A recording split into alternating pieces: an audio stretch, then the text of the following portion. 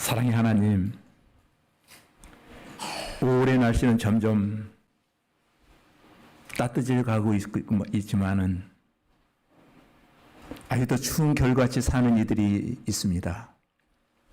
병약하여 육체의 고통 속에 있는 이들, 또는 남다른 관계의 상처로 아파하는 이들, 일터의 문제로 한숨 쉬는 이들이 있습니다. 하나님 저들을 만나주시고 회복시켜주시고 만져주시기를 기도합니다. 그래야 담대한 하나님의 자녀로 당당하게 이 땅에 살아가기에 부족함이 없도록 하나님 오른손 잡아 인도하여 주시옵소서. 우리 가정의 달이라고 하지만 하나님, 깨어진 가정에 여러 문제들을 가지고 사는 이들이 있습니다. 자녀 때문에 안타까워하는 이들, 또 일그러진 그 관계 때문에 눈물로 살아가는 이들 모두에게 힘주시고 하나님 이루하여 주시기를 원합니다. 또 함께 있지 못하고 개체 애고 군대 병상에 있는 성도들을 기억하여 주시기를 원합니다. 이제 부족한 종이 하나님의 말씀을 전하려고 합니다. 종의 입술을 하나님 주장하여 주시고 악한 마귀 사탄이 틈타리 아니도록 지켜주시고 이 시간도 상한 마음들 간직하고 주의 전에 나와 남달리 하나님의 말씀을 사모하며 갈급해 하는 자들이 있습니까? 오늘 그 심령들 가운데 은혜의 집중 현상이 나타나게 하여 주시옵소서. 성령 하나님께서 역사하여 주실 줄로 믿사오며 살아계신 우리 주 예수님 이름으로 기도하옵나이다. 아멘. 할렐루야. 오늘 예배하시는 여러분 모두에게 은혜와 평강이 임하여 주기를 주님의 이름으로 축원합니다.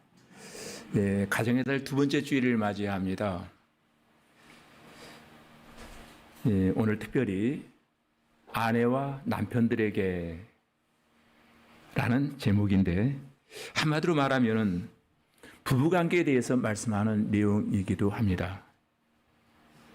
예, 오래전에 나온 책 가운데 존 그레이의 하성에서 온 남자와 금성에서 온 여자라는 책이 있습니다. 이 책을 통해서 주고자 하는 메시지가 있는데 하성인과 금성인 사이에는 남다른 어떤 차이와 갈등이 있다라고 하는 것을 존 그레이는 그 책을 통해서 우리에게 말해주고 있습니다. 내용은 이러합니다. 하성인 남자가 매일매일 망원경을 가지고 금성을 관찰하던 가운데 어느 날부턴가 그 망원경에 들어와 있는 한 금성인 여자를 사랑하게 됩니다. 하성인은 꿈에도 그리던 그 금성을 방문하게 되어지고 일단 만나보니까 서로의 다름, 금성인과 하성인의 차이에 대한 강함, 그 다름이 강한 매력을 느끼게 해서 엄청 깊은 사랑에 빠져 들어가기 시작합니다. 이제 하성인과 금성인은 미래를 서로 약속하고 새로운 보금자리를 찾아 새로운 보금자리 주택을 꿈꾸며 지구촌으로 오게 되어집니다. 근데 이상합니다. 지구촌으로 이전해 오는 그날부터 하성인과 금성인 사이에는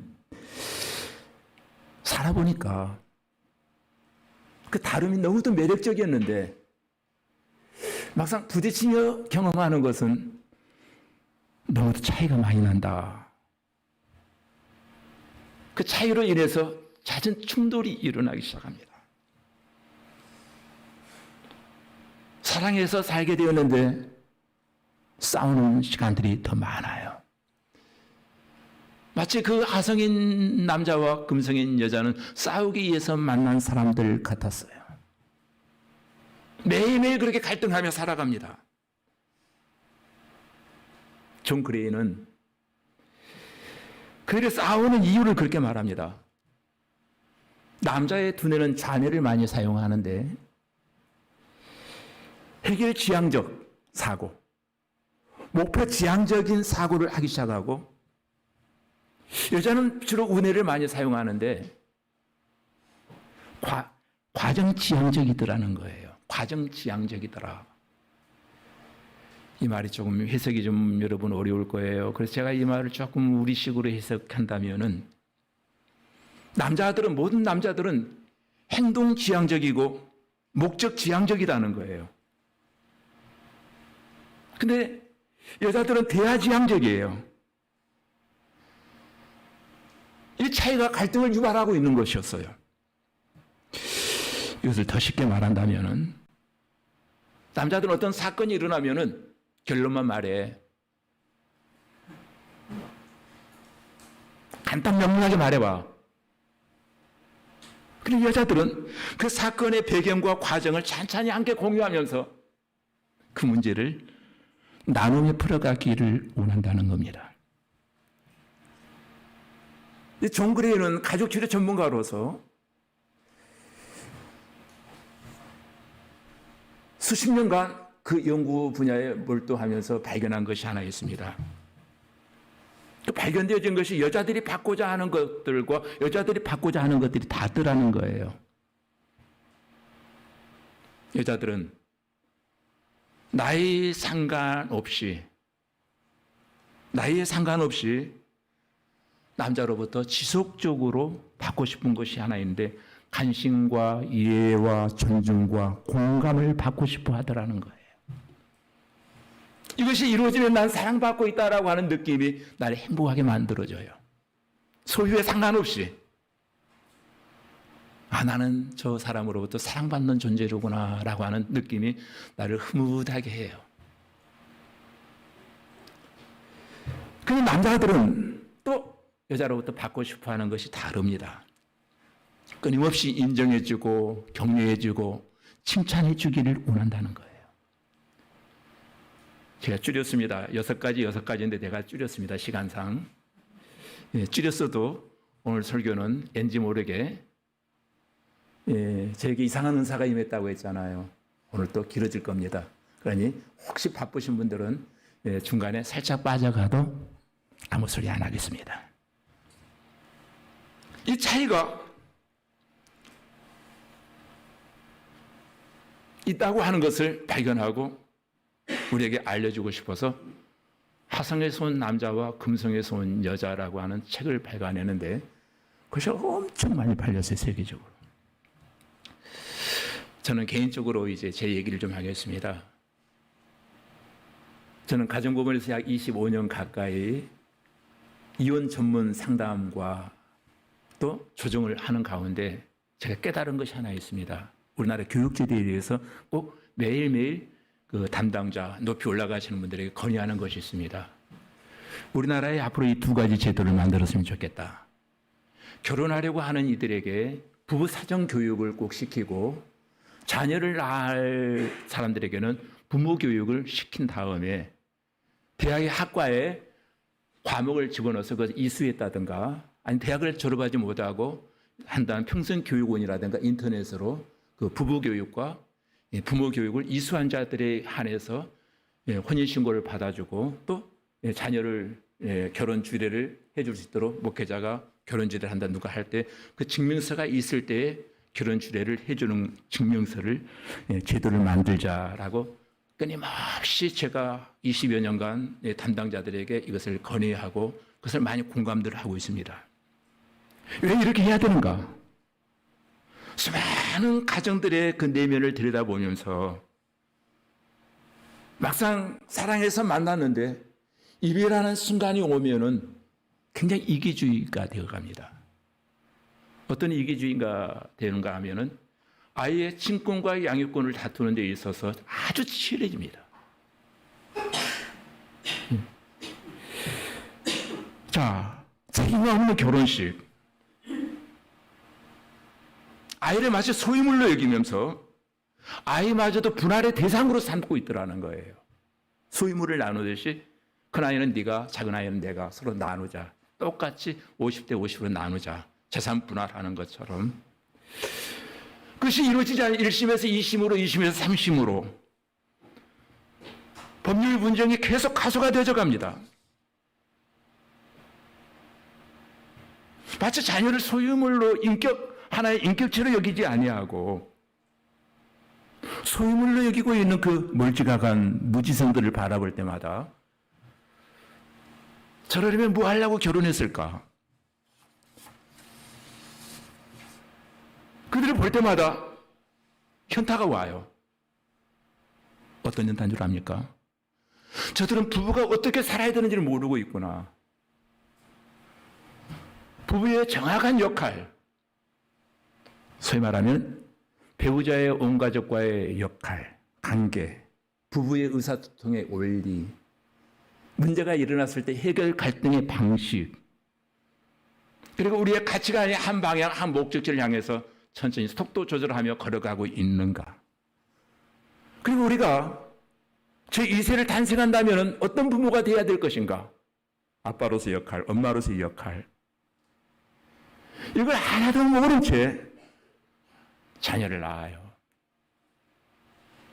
타인의 욕망이 나의 욕망이 되어서 옆집에 키우는 방식대로 나는 키워가요. 아이가 학원 보내면 나도 학원 보내요. 아이가 좋은 대학 보내면 나도 좋은 대학이 나의 목표예요. 타인의 욕망이 나의 욕망이 되어 있는 거예요. 경쟁적으로 자녀를 키웁니다. 인성이나 인격 교육 같은 부모의 어떤 가치관 같은 것은 하나도 아이에게 전달되지 아니하고 역기능적 모습으로 그 아이들이 성장해 갑니다. 어떤 죄에 의해 사회적 악이 되어져 가고 사회의 병기가 되어서 그들이 사회를 휘짓고 돌아다니게 되어진다는 거예요. 부부 교육과 자녀 교육을 이수하지 아니하면 결혼시키면 안 된다. 혼인 신고할 때 그것을 증명서를 제출해야 된다.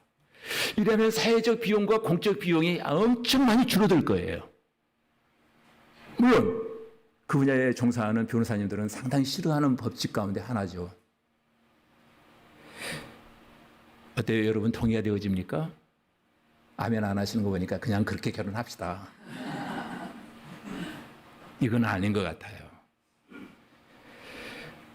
오늘 베드로의 교훈을 통해서 남편과 아내들에게 주는 그 메시지가 있습니다. 남편들에게 주는 메시지 베드로의 권면은 방송실 정신 바짝 차리세요. 얼마 전에 저에게 이철점에서 남성 스킨이 하나 배달되어져 왔습니다. 박스에 보니까 취급주의가 붙어 있었어요. 절대 던지지 마세요. 취급주의. 이 말은 베드로에게 말합니다. 자기 아내를 함부로 대하지 말라는 거예요. 잘못 취급하면 유리잔치는 깨져버려요. 항상 소중하게 받들어야 돼요. 예. 우산이 나오죠. 비 맞으면 안 된대요. 또 이온물에 노출돼서 안 된대요. 이걸 보면서 굉장히 필이 왔어요. 너와 나의 관계, 특별히 아내와 남편의 관계에서 베드로에게 주고자 하는 메시지가 너의 아내를 함부로 대하지 말라. 그러면서 하는 말이 있습니다. 남편 명자들아 이와 같이 지식을 따라 너희 아내와 함께 동거하고. 남편들이 지식을 따라 아내와 동거하라. 내 아내를 바로 알라는 거예요. 바로 알면 뭘 깨닫게 됩니까? 아, 나와 함께 사는 저 분은 연약한 그릇이다. 아내를 바로 알라는 거예요. 근데 남편들이 아내에 대해서 이걸 잘 모른다는 거예요. 나와 함께 살고 있는 저 여자가 연약한 그릇이다. 세계적인 물리학자로 알려진 스티븐 호킹이 70세가 되던 해에 생일을 맞아서 그런 말을 합니다. 내가 우주를 알겠는데 여자는 모르겠더라. 그 말하고 나서 이혼했어요. 3명의 자녀를 낳았는데 우주는 아는데 여자를 모르겠다. 가까이 있는 여자를 모르는 까닭에 그는 이혼하고 말았습니다. 남편들이 자기 아내에서 꼭 알아야 될 것이 있는데 내 옆에 있는 사람은 여자가 그릇이다. 내가 아멘 안 할 줄 알았습니다만은 여러분 표정이 굉장히 떨보여 뭔가. 베드로의 여자는 연연한 그릇을 비유하는 건 뭘까요? 조금 전에 그림 보았죠. 유립잔처럼 끼어질 수 있다는 거예요. 잘못하면 빨리 상처받는다는 거예요. 그것은 조심하지 않으면 깨져요. 또한 이 말은 내가 신경 쓰지 아니하면은 그 사람의 마음이 깨진단다. 여러분 언제 그릇이 깨집니까? 함부로 다루면. 던지지 마시오. 함부로 사용할 때. 제 경험입니다. 여자들의 마음이 언제 깨지는가 하고 관찰해 보았더니 다른 거 없어요. 단지 여자라고 하는 이유 하나만으로 무시당할 때 엄청 큰 상처가 와요. 여자가 무슨 말대꾸야. 이건 당신은 몰라도 돼. 이런 말을 낼 때 여자들은 결혼하는 것을 후회합니다. 이 사람 내가 그 많고 많은 사람 가운데서 불량품을 골랐구나. 동서고금을 막론하고 여자들 가장 듣기 싫어하는 말 가운데 하나가 여자를 함부로 대하는 것. 내가 무시당한다는 것. 여자를 막대하는 남자가 설령 아버지라 할지라도 그 사람은 경멸의 대상이 되어지고 말아요.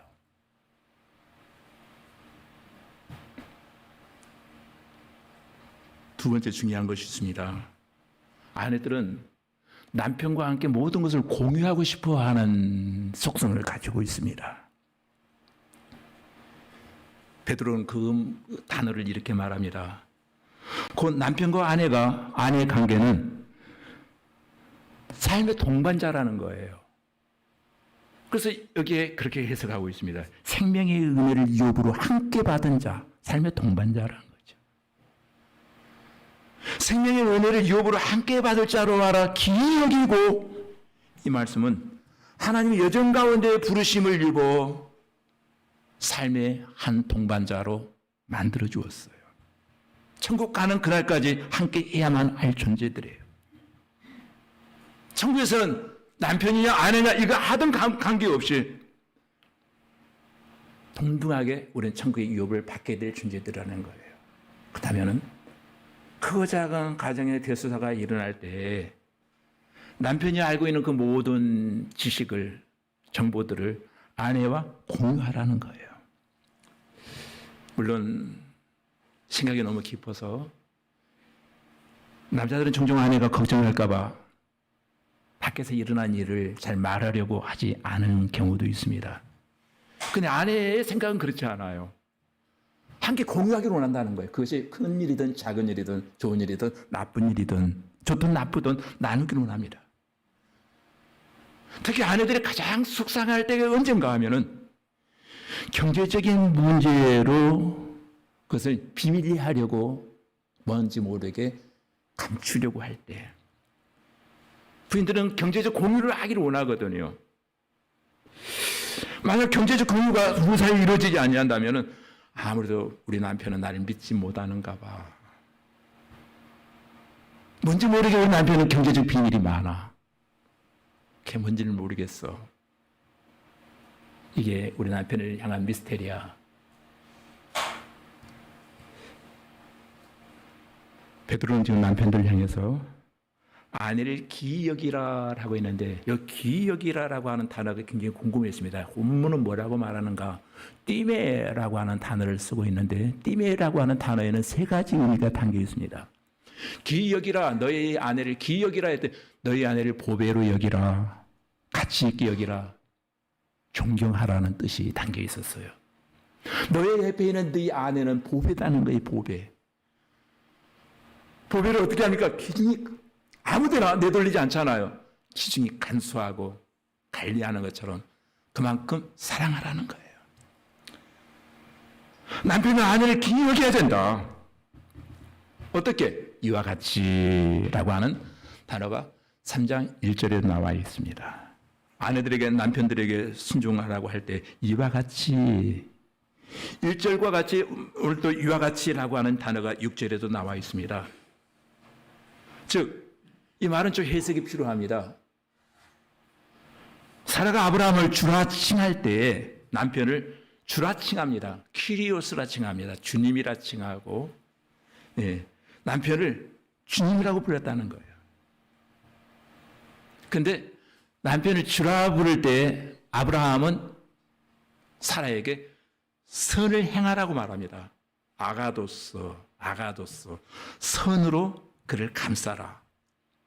부부와 아내와 남편의 관계는 바로 주님이 교회를 선으로 감싸고 인도하듯이 자기 아내를 선으로 감싸고 보호하라는 거예요. 오늘 잡지사 통계가 나와 있었습니다. 여자가 가장 듣고 싶어하는 말이 뭘까? 앙케이트를 하려고 서베이를 돌렸더니 99%가 사랑받고 싶다라는 단어였습니다.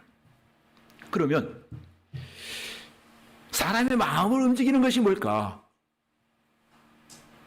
사람의 마음은 무엇에 의해서 움직여질까? 그것은 설득과 감동이라고 하는 단어였습니다. 설득과 감동에 의해서 사람의 마음은 움직여진다. 설득은 뭐예요? 이성에 호소하는 것이고 감정은 감성에 호소하는 거예요. 소위 말하면 사람은 감동을 받을 때 움직여진다는 거예요. 그런데 그런 경우입니다. 칭찬 가운데 참 예쁘다. 이건 최고의 칭찬입니다. 그래서 수학에서 사람을 설득하는 원리를 세 가지로 말합니다. 첫째는 노고스, 논리적으로 사람을 논리적으로 체계적으로 이성적으로 호소할 때 사람을 설득할 수 있다. 그리고 두 번째는 파토스, 소위 말하면 감성에 호소할 때 사람은 이해가 되어진다. 그리고 에토스, 인성, 인격적인 신뢰, 믿음을 줄 때 인격적인 신뢰와 어떤 인격에 호소할 때 사람 빨리 설득되어진다. 그런데 가장 빨리 설득되어지는 것은 노고스도 아니고 에토스도 아니고 파토스. 사람의 감성이 자극을 가슴에 와닿을 때 빨리 몸이 움직여지더라는 거예요. 그러면 여러분, 여자가 예뻐지기 위해서 예쁘다 소리를 듣고 싶어 하는데 예뻐지기 위해서 필요하다고 생각하는 것이 무엇인지 아십니까?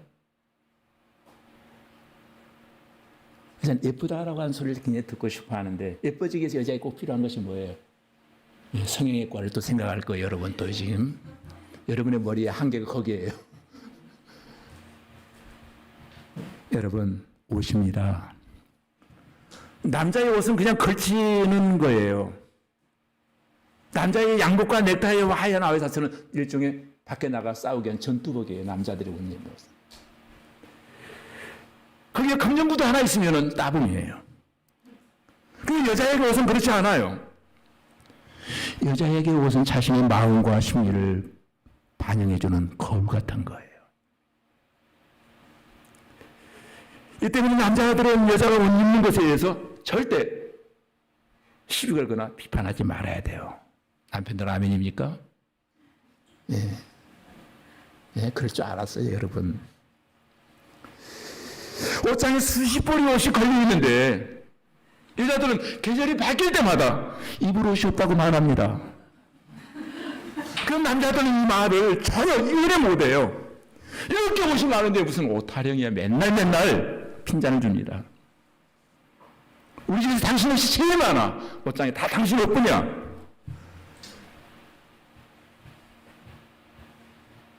사실 저희 집도 그래요. 그러던 어느 날 제 옷을 찾으려고 어느 분이 쓰는 그 옷장을 열어보았습니다. 근데 옷이 가득 차 있어요.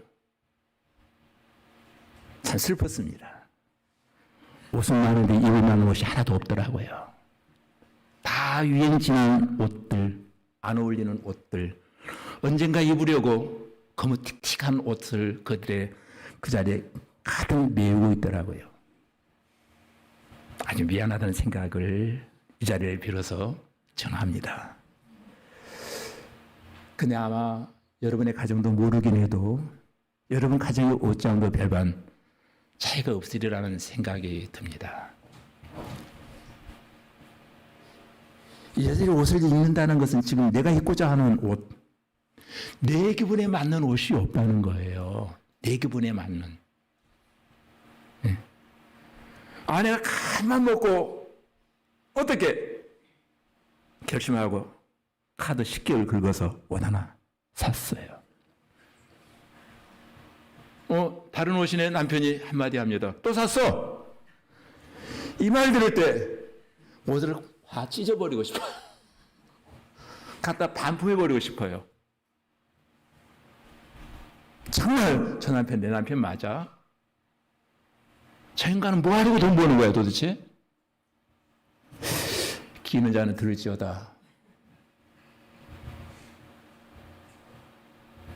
그때는 여러분, 야, 당신 참 잘 어울린다. 진짜 멋지다. 가격 물어보지 말고 그냥 멋지다. 잘 어울린다. 근데 얼마짜리야? 어디서 사서? 그냥 꼬치꼬치 대주지도 않으려면서. 그건 아주 나쁜 짓입니다. 그러면 그때 아내들이 난 참 결혼 잘못했구나.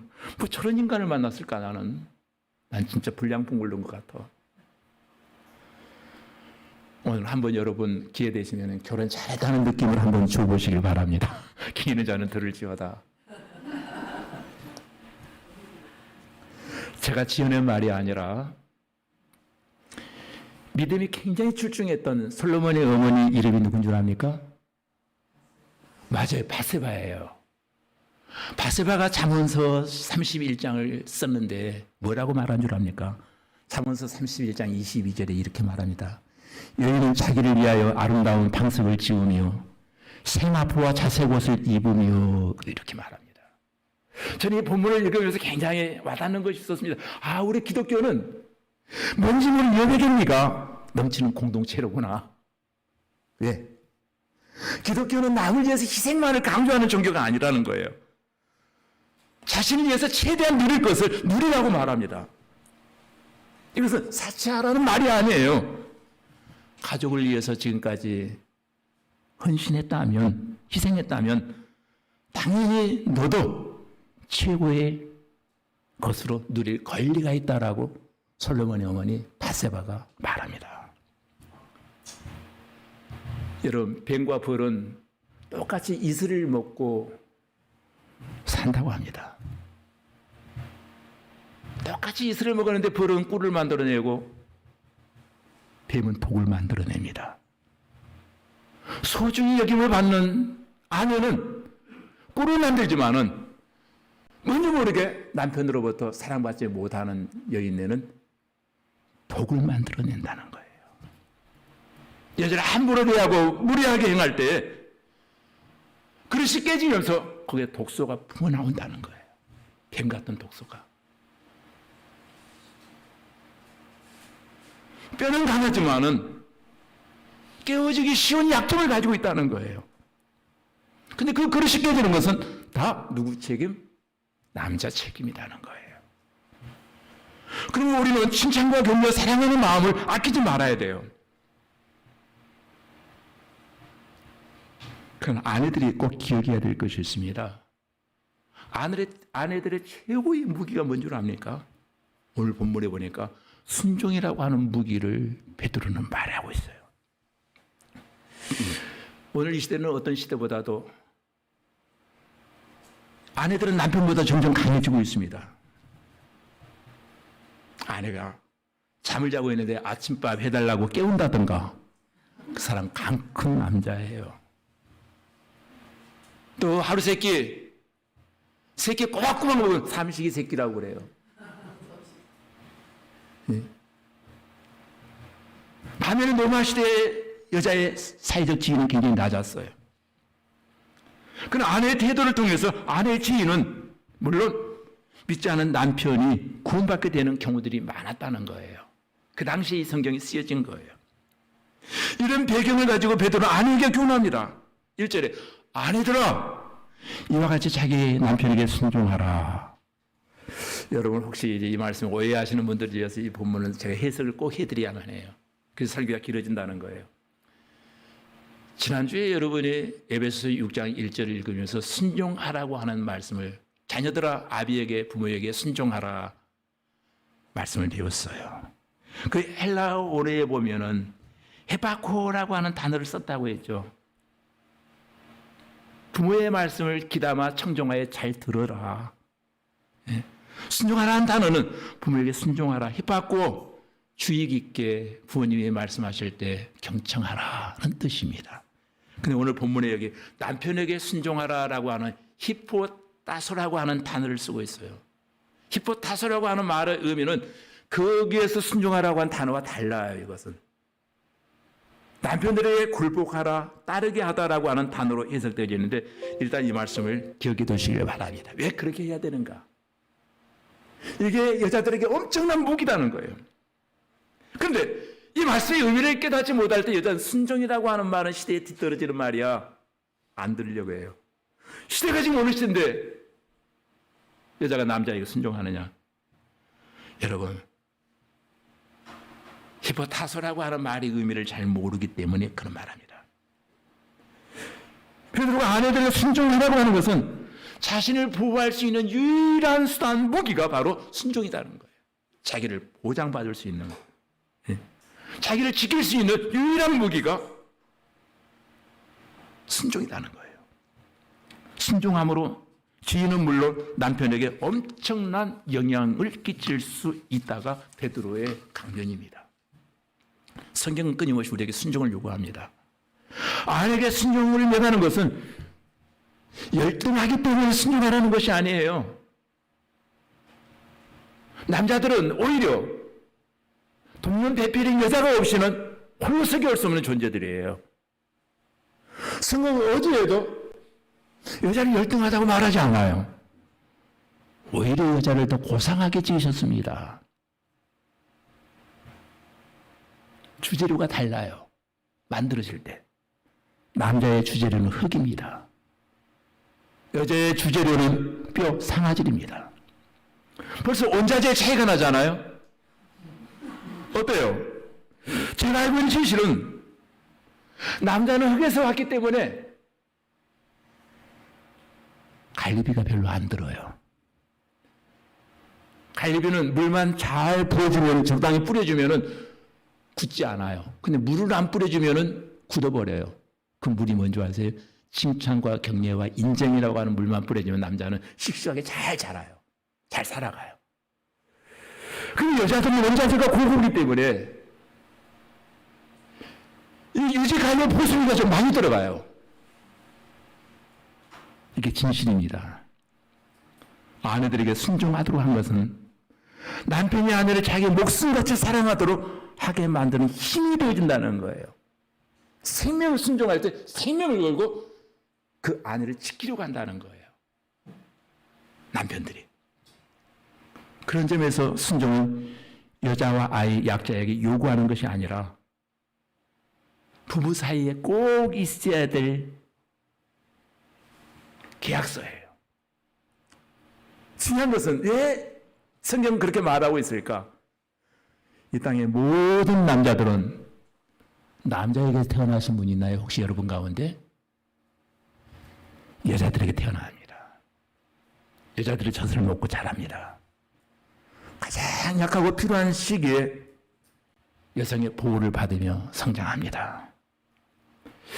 그러게 남자들은 오랜 기간 동안 여성으로부터 도움과 보호를 받는 것에 대해 아주 마음속 깊이는 고맙게 생각하지만은 그 고마움을 때로는 침묵해버리려고 합니다. 아닌 것처럼 행동하려고 한다는 이 남자의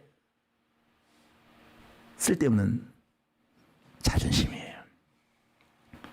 그런데 성인이 되어 계속적으로 여자인 부인의 간섭이나 이것을 받게 되면은 굉장히 자기가 비참하고 뭔가 무시당한다고 하는 느낌을 남자들이 가져요. 깊이 생각하지 못하는 까닭에. 자녀만 활용하다 보니까 그런 현상이 일어나요. 그래서 남자들이 나이가 들면 목소리가 자꾸 높아지고 쓸데없는 허세를 자꾸 남자니까 하면서 허세를 부린다는 거예요. 화를 자주 냅니다. 이유가 뭔 줄 압니까? 화를 자주 내는 사람이 두 가지 특징이 있어요. 첫째는 보는 눈이 잘못되어 있고 듣는 귀가 잘못되어 있어요. 화를 잘 내는 사람 꼭 보아도 화낼 만한 것만 보아요. 눈으로. 화낼 수밖에 없는 것만 봐요. 꼭 들어도 화낼 만한 소리만 들어요. 좋은 소리 하나도 안 듣고 그것만 기억해요. 그러니까 목소리가 맨날 높아져요. 맨날 화로 꽉 차 있어요. 사천대왕처럼 얼굴이.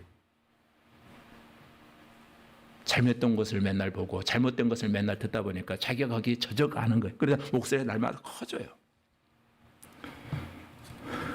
남자들은 누구보다 자신의 약점을 갖고 허세를 부리고 싶어하는 성향이 우리에게는 다 있어요.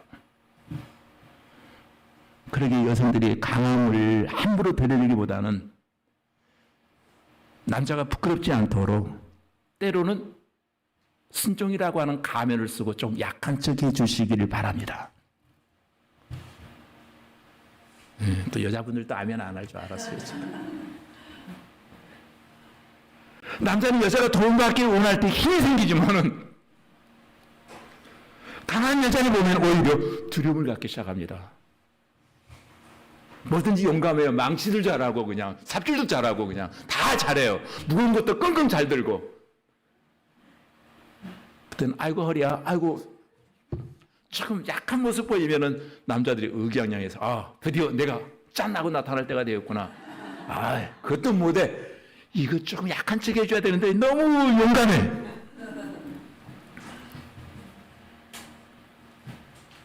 여러분, 여자의 무기는 사실 약함입니다. 혹자는 것을 눈물이다라고 말하는데 성경적 해석에 보면 여자의 무기는 약함이에요. 제가 설교 준비를 하면서 사실 깨달은 것이 하나 있습니다. 역시 여자는 약하다는 진실입니다. 그러나 남자는 더 약한 쫄보들이라는 사실을 제가 알았습니다. 아내들이 아침에 한마디 하잖아요. 하루 종일 가슴이 콩닥콩닥 거리는 사람들이 남자들이에요. 아내 없이 아무것도 못해요. 사소한 걸로 부부싸움을 했습니다. 부부싸움의 승자가 누군 줄 압니까? 결론은 이미 나 있어요. 절대 남자는 여자를 이기지 못해요.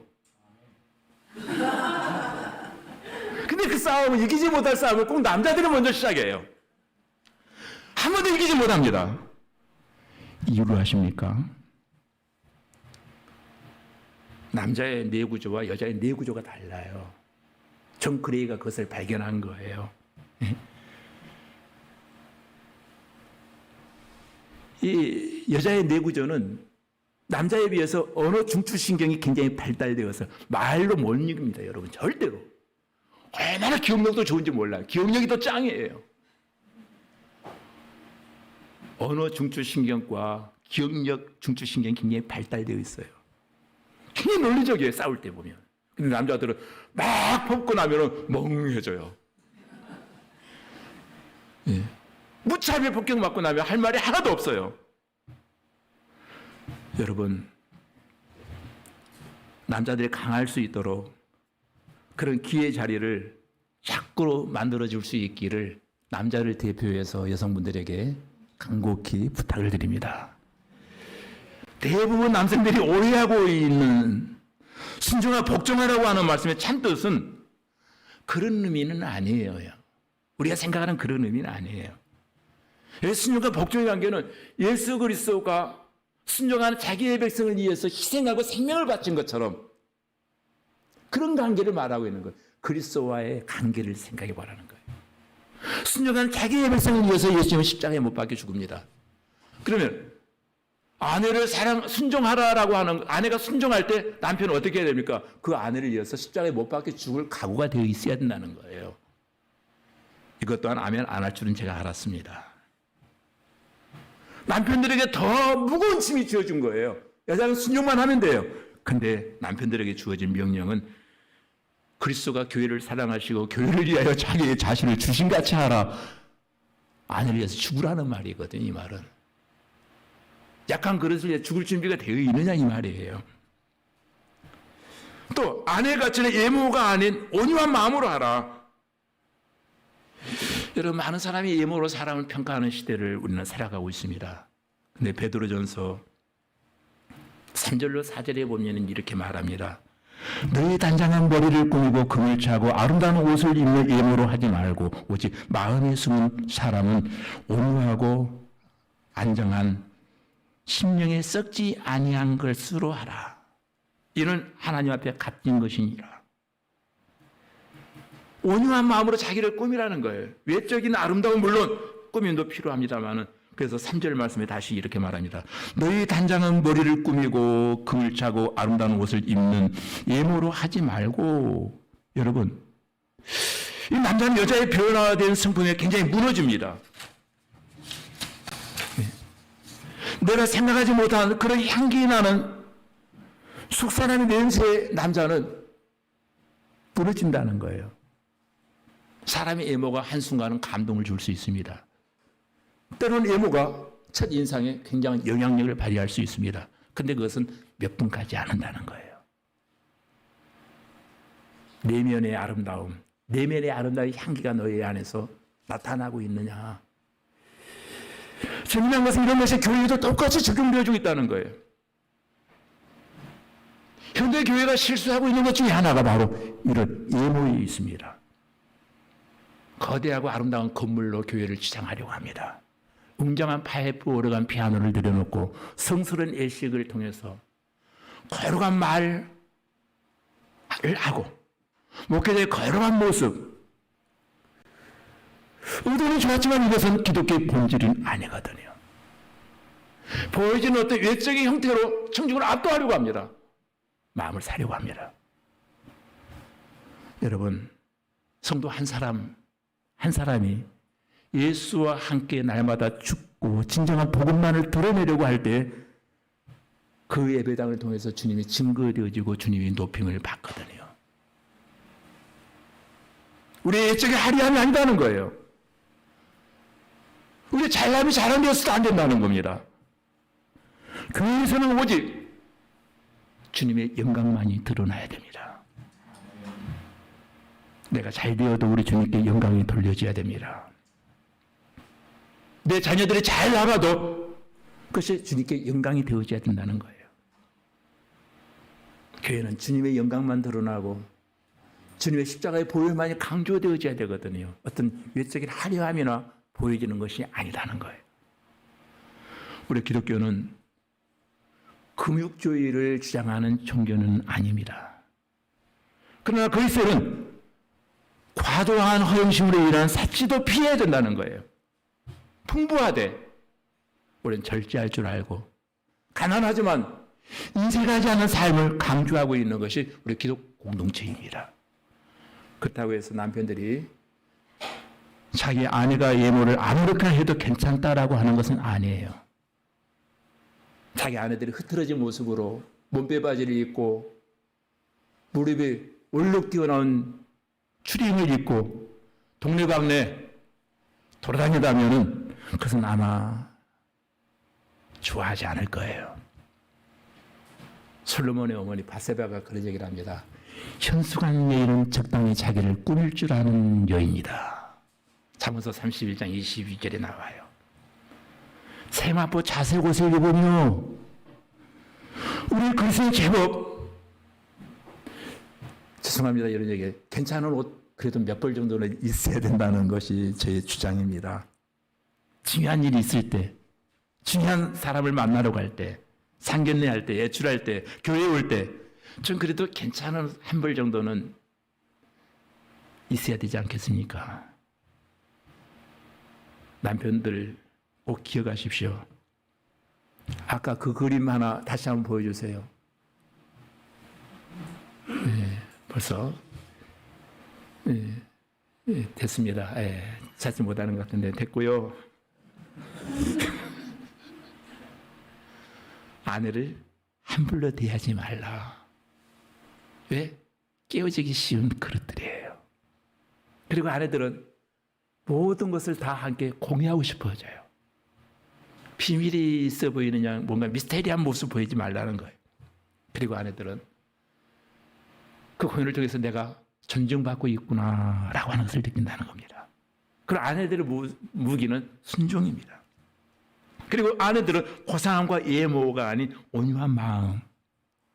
그리하면 주님이 교회를 사랑하는 것 같이 아내를 사랑하게 되어질 줄로 믿습니다.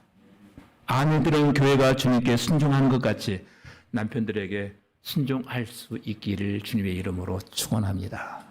이제 우리 다 같이 기도 제목. 주의 종이 하늘으로 간절한 마음으로 비웃기는 우리 꿈꾸는 가족들 모두가 행복한 가정과 가족들이 되게 하여 주시기를 원합니다. 그들 위해 보다도 하나님 서로에게 관심과 세심한 관심과 이해심으로 그들 모두를 붙잡아 주시고 존중하게 하시고 혹여 우리 가족 가운데 지치고 상한 영들이 있다면 칭찬과 격려로 그들을 보듬어 주시고 세워놓기까지 항상 지지하며 기도해 주는 믿음의 동반자들이 다 되게 하여 주시옵소서. 예수님 이름으로 기도하옵나이다. 아멘.